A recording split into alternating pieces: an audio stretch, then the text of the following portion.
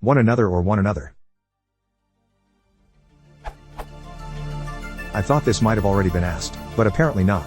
Is using the phrase one another considered equivalent to the phrase one another? Is one of the two considered right and the other wrong? To give an example. The two computers were situated relatively close to one another. The two computers were situated relatively close to one another.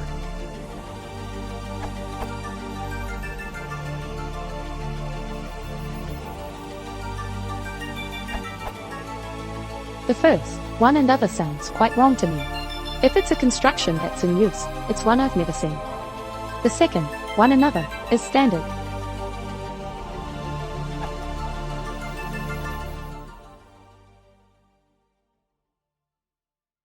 If you want to support the channel, please consider subscribing.